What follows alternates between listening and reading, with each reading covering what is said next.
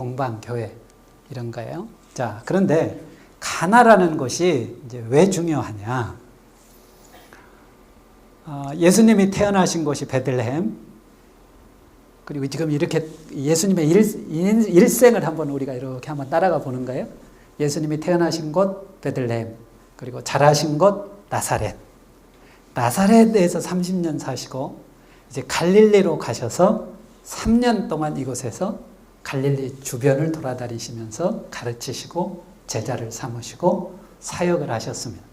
그래서 이제 다음번부터는 우리 갈릴리 사역을 좀 몇 차례에 걸쳐서 한번 살펴보기를 원하는데, 갈릴리로 이제 가시다가 처음 가나에서 행하신 일이 오늘 본문이에요. 근데 오늘 본문에 보면 예수님께서 이거 너무 잘하는 거예요. 그렇죠? 우리 복음성가도 있잖아요. 물이 변하여 포도주 됐네. 예수님께서 행하신 첫 번째 표적입니다. 예수님께서 행하신 표적은 이 사복음서에 보면 32개인가 나와요. 30개가 넘는 표적이 기록되어 있습니다. 그런데 요한복음에는 전부 몇 개가 기록이 되어 있을까요? 요한복음에 몇 개요? 눈치 엄청 빠르네. 여기 7개잖아요. 7개. 딱. 요한복음에는 7개 이적이 기록되어 있는데, 사실 요한복음은 이 7개 이적이 아주 중요한 핵심 기둥이라고도 할 수 있습니다. 예수님께서 요한복음에서요, 뭐라고 말씀하셨는지 아세요? 10장 38절에 보면 예수님께서 그러셨어요. 제가 그대로 읽어드릴게요. 내 말을 믿지 아니할지라도 그 일은 믿으라. 너희들 내 말을 못 믿겠거든 내가 하는 일을 보고라도 좀 믿어라. 예수님이 왜 이적을 행하셨을까요? 여러분, 우리는 이적을 보면서 저는 지금 좀 오늘 이적에 대해서 좀 전체적인 그림을 좀 말씀드리려고 그래요. 여러분, 예수님이 왜 이적을 행하셨을까요? 이게 중요한 거죠. 예수님이 보니까요, 물을 포도주로 바꾸셨어요. 그러면은 오늘날에도 우리에게도 이런 일이 날 수 있겠구나. 저는 이런 것들을 부인하는 것은 아니지만, 사실은 예수님께서 이적을 행하신 분명한 목적이 있습니다. 예수님은 이적을 행하실 때 자기를 과시하려고 이적을 행하신 거 아니에요? 야, 나한테는 이런 능력이 있어. 너희들 좀 나 좀 알아줘. 이런 차원이 아니에요. 이적만 추구하면 이건 신비주의입니다. 오늘날에도 마찬가지. 오늘날에도 사실 많은 사람들이 이게 좀 이런 신비주의를 따라가는 경향들이 사실 많습니다. 우리나라도 마찬가지죠. 우리나라도. 능력 행하는 사람들 많습니다. 그래서 막 따라가요. 근데 왜 이런 이적을 행하느냐? 이거 정확하게 봐야 돼요. 이 사람이 이런 이적을 왜 행하는가? 그리고 이 이적을 행한 열매가 뭔가?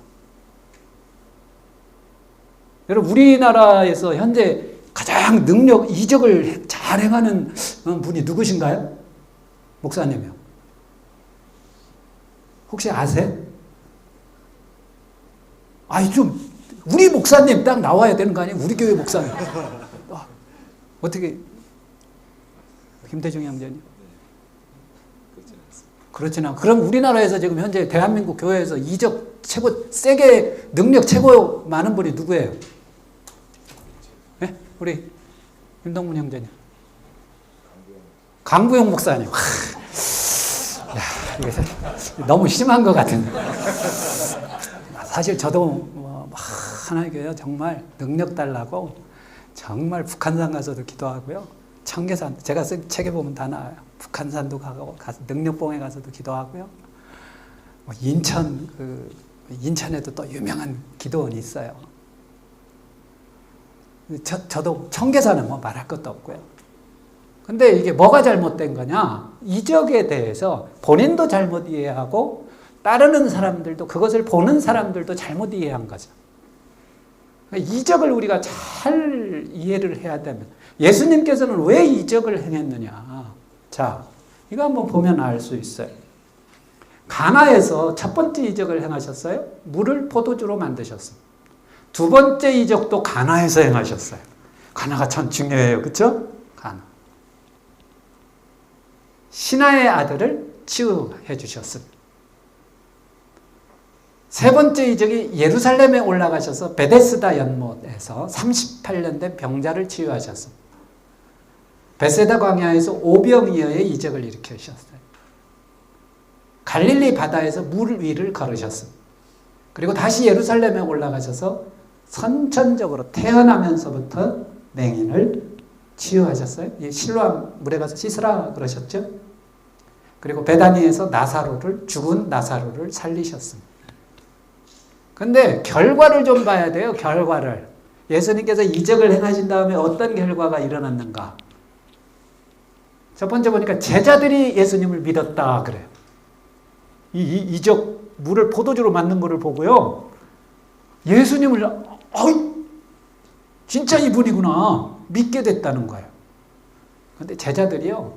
이때 완전하게 믿은 것 같지가 않아요. 자, 신하의 아들을 치유한 다음에 온 집안이 믿었습니다. 그런데 재미있는 것은 세 번째 이적, 예루살렘에 올라가셔서 이적을 행한 다음에는 유대인들이 박해를 했습니다. 왜 박해를 했느냐? 안식일 날 고쳤다고. 이거는 9장이네. 맹인을 치유한 거. 아무튼 유대인들이 박해를 시작했어요. 오병이어의 이적을 행한 다음에는 무리가 선지자다.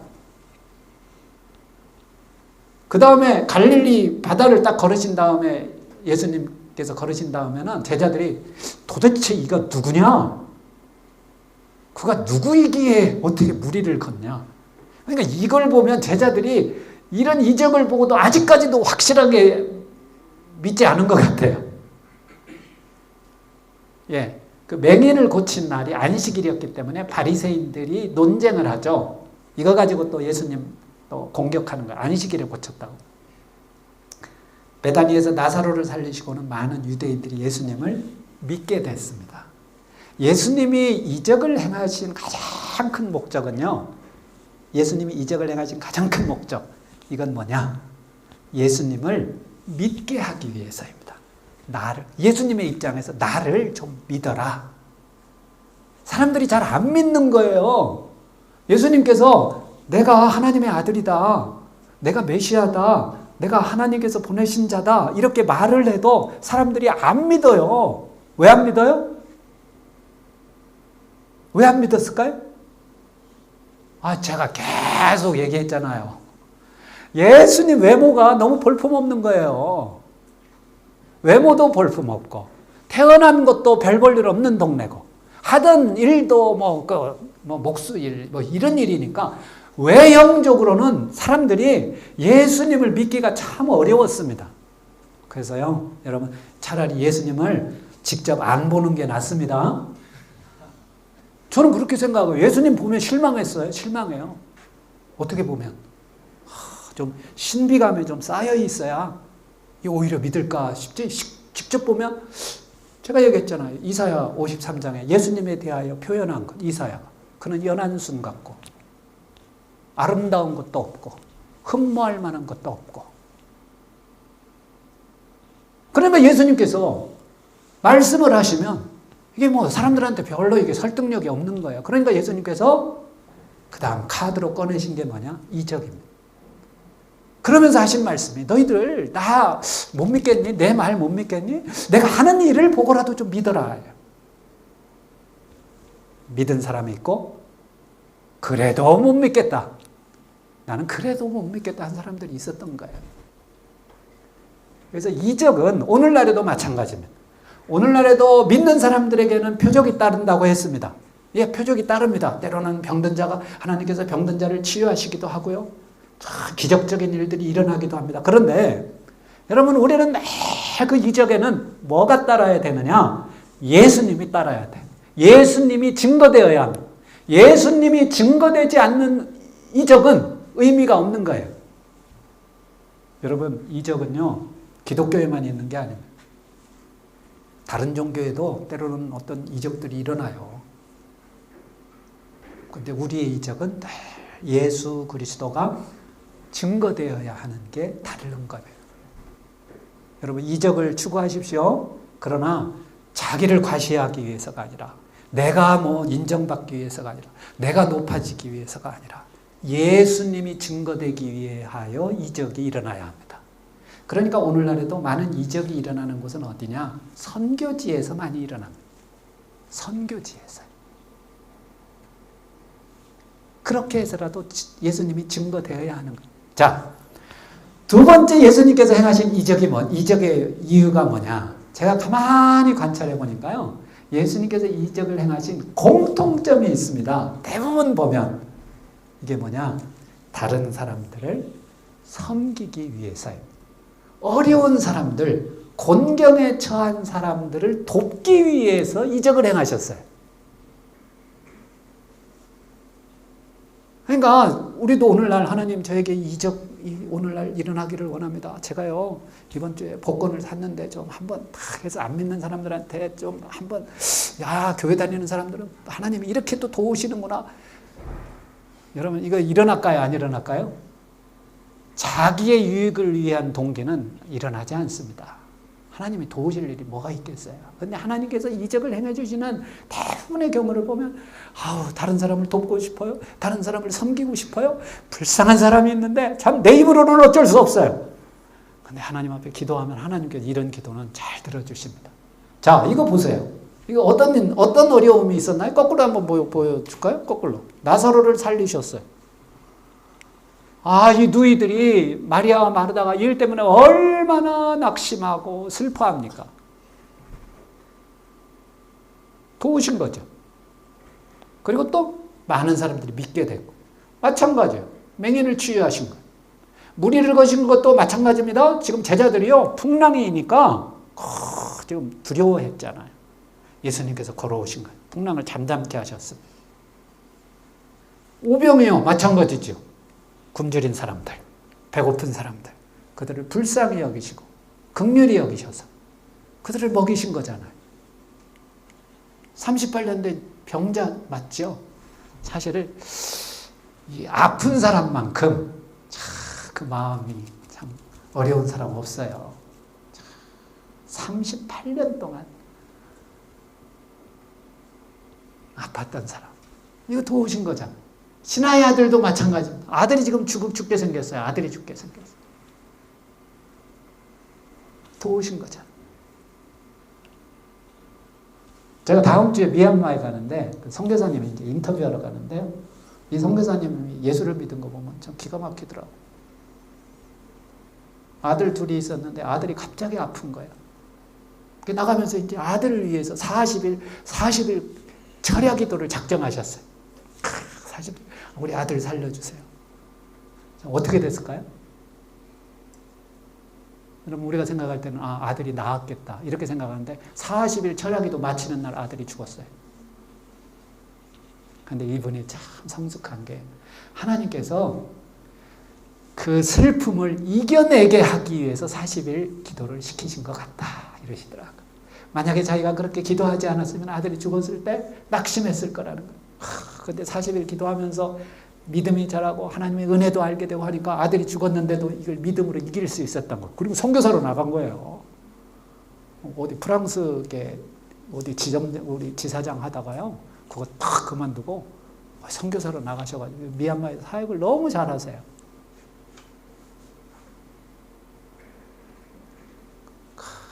이분이 아들 아프니까 교회라도 가보자 이러신 거예요. 이거 보면 그런 자식 아픈 거는 정말 그렇잖아요. 이거 다 예수님이 도우신 거예요. 자, 우리가 오늘 본 본문에 마찬가지입니다. 이 첫 번째 이적도 다른 사람을 섬기기 위해서입니다. 다른 사람을 섬긴다는 게 예수님의 인생에서 얼마나 중요한가를 알 수 있어요. 자, 예수님께서 가나에 딱 잔치집에 가셨는데 잔치집에 포도주가 떨어졌습니다. 포도주는 이스라엘에서는 가장 기본적인 음료입니다. 이 이스라엘 물은 석회질이 많아가지고 그냥 물 못 먹어요. 그러니까 옛날부터 포도주로 이렇게 만들어서 아마 음료처럼 이렇게 먹었던 것 같아요. 근데 포도주가 떨어졌어요. 근데 예수님 어머니 마리아가 그 잔치집에 가서 아마 좀 일을 도와줬는지 마리아가 와서 예수님에게 포도주가 떨어졌는데 좀 도와달라고 요청을 합니다. 근데 예수님께서 대답하신 게 뭐라고 대답하죠? 몇 절이요? 4절. 같이 한번 읽어봅시다. 시작. 여자여 나와 무슨 상관이 있나이까? 내 때가 아직 이르지 아니하는데. 근데 이거 보면 조금 그래. 예수님이 참 조금 버릇이 없어 보여요. 그쵸? 아이고, 어머니 보고 여자여. 어떻게 우리 형제님 어머니 어떻게 불러요? 네? 뭐 아기 때는 엄마 그러다가 이제 나이 들어서는 어머니. 여자여 하시는 분 계세요? 이런 귀통배기를 때려야 돼요. 그쵸? 어머니를 어떻게 여자여. 이거 제가 볼 때는 이 번역이 조금 아쉬워요. 그래서 어떤 현대인의 번역인가 어떤 번역 보니까 그냥 어머니 이렇게 놨더라고요. 어머니. 근데 너무 우리나라는 이 번역을 초기에 할 때 좀 그냥 직역을 했는지 아무튼 여자요 이렇게 나가지고 아니 그냥 마리아 어머니가 얘기하니까 어머니에게 지금 하는 말이. 근데 뭐라고 얘기하죠? 여자요? 나와 무슨 상관이 있나이까? 이 집 포도주 떨어진 거하고 나하고 무슨 상관이 있습니까? 이 집 포도주 떨어진 거는 사실 누구 책임이에요? 주인 책임이죠. 포도주를 넉넉하게 준비를 해놨어야죠. 손님 200명 올 거 예상했으면 한 250인분 준비를 넉넉하게 해놨는데 넉넉하게 준비를 안 해놓은 주인의 책임 아닙니까? 예수님은 손님으로 간 거야. 예수님하고는 관계없어요. 포도주 떨어졌다고 예수님 욕할 사람 아무도 없습니다. 그런데 그 다음에 뭐예요? 그게 중요해요. 내 때가 아직 이르지 아니하였나이다. 이건 무슨 말씀이에요? 내 때가 아직 이르지 아니하였나. 아직 나를 이렇게 드러낼 때는 아닙니다. 이 말은 다시 얘기하면 아직은 내가 다 이런 이적을 행해서 나를 드러낼 때가 아직은 아닙니다. 이 얘기 아니에요? 이전에는 이적을 행하신 적이 없습니다. 첫 번째 이적이에요. 근데 예수님께서 말씀은 이렇게 해놓고 이적은 행해요. 이거 무슨 아니에요? 우리 김지수 형제는 어떻게 생각해요? 읽을 때마다 고민돼요. 그러면 오늘 제가 확실하게 가르쳐 드릴게요. 예수님은요, 자신의 때보다 다른 사람을 섬기는 게 더 중요한 거예요. 스케줄 깨버린 거예요. 원래 스케줄 내가 딱 있는데 누가 와서 나 좀 도와주세요 하니까 자기 스케줄을 포기하고 도와준 거예요. 그렇게 해요, 안 해요? 내가 형제한테 저녁 좀 만나자 그러면 만날래, 안 만날래? 아니, 행장님하고 스케줄 잡아놨는데. 그래요. 포기하고 행장님 오늘 급한 일 있어서요. 행장님은 내일 만나고요. 다 이렇게 나온 거예요. 중요한 거죠. 그만큼 저를 소중하게 여긴다는 거죠. 예수님은 내 때가 아직 이르지 아니하였는데 스케줄 상으로는. 그러나 오늘 이 집 상황을 보니까 정말 도와줘야 될 것 같아요. 도와주신 거예요. 예수님은 이렇게 섬기는 삶을 사셨습니다. 다른 사람을 섬기는 일이라면, 곤경에 처하는 사람을 돕는 일이라면 자기 스케줄도 조정한 거예요. 아직 내 때가 이르지 아니했지만 그냥 해버리는 거예요, 오늘.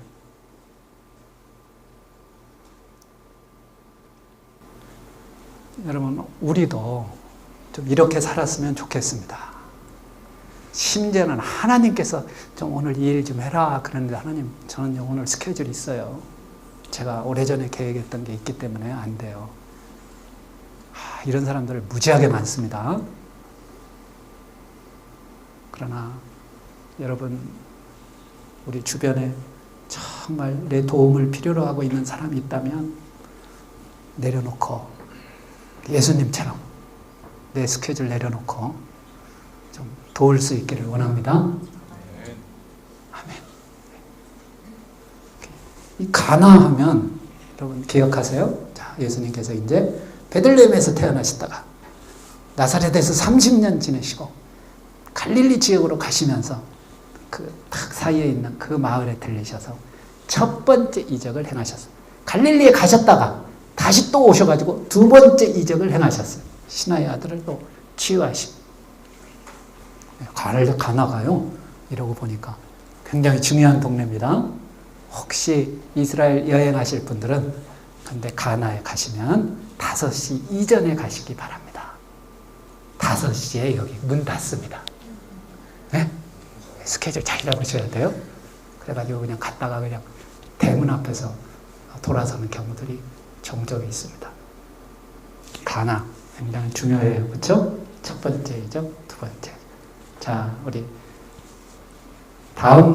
다음번에는 이제 우리 갈릴리를 한번 몇 차례가 될지는 모르겠지만 갈릴리를 좀 우리가 살펴보도록 하겠습니다.